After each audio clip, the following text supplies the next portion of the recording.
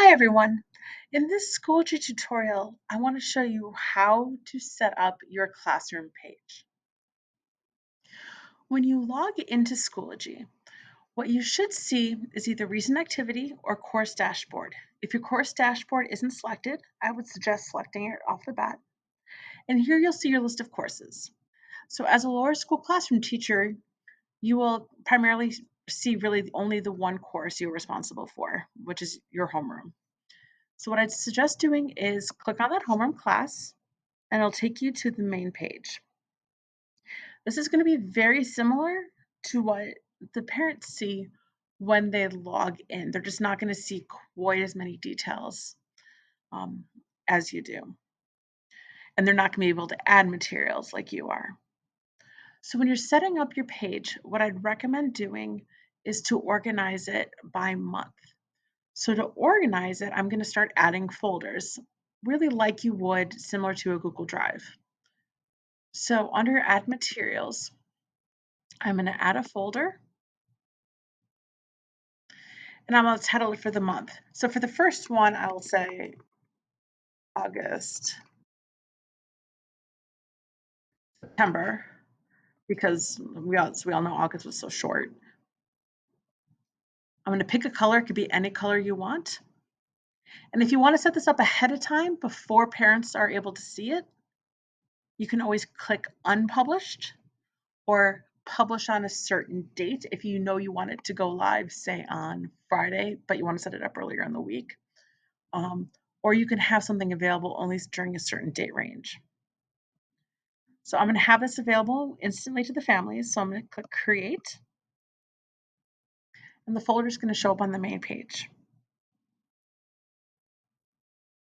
So once you see this folder, if you click on it, it will open it up, and then you can add materials into the folder like you would, say, on a Google Drive. Now, if I wanted to add, say, an email, right? I've been sending emails to my families.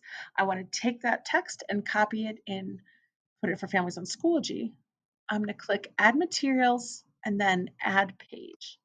So when you're adding a page, it's the same as opening up a big text editor. So an easy thing to do from here is say go to wherever you've been writing your emails, copy, and paste. Now you notice sometimes when you paste, say from a Google Doc, you might lose a little bit of the formatting. So I'm going to go through and add some extra spaces. Do I need to do? What I will need is a page title. So for this case, I'm going to take this title this week of August 29th, for those spaces, and I'll put it up here. You are required to have a page title, and that's really about it. So I can just have an entire page of text. I can, like in any other text editor, bold, italicize, underline text. I can change colors. I can highlight information that's very important. I can change the size of the text. So if I want to make it a little bit bigger, a little bit easier to read, I can say change it to size 18. I can run a spell check through the text. I can add tables. I can add a lot of different things. There's a lot more you can do here as well. So let's say I want to insert content and I want to add an image into here. So I can attach a file.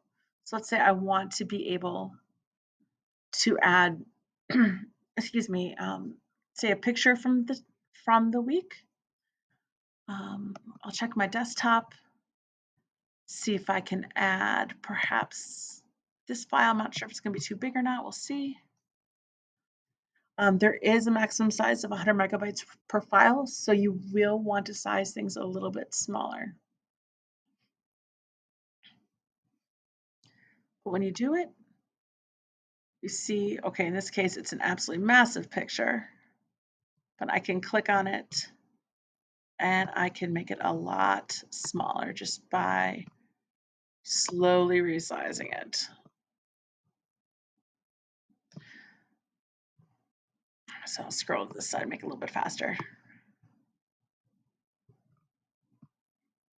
So you do get the gist of it. I apologize that this image itself is very big, but sometimes this is going to happen if you're taking pictures off of cameras. So I'll just leave it for right now so you can see kind of an example of this. But once you click create,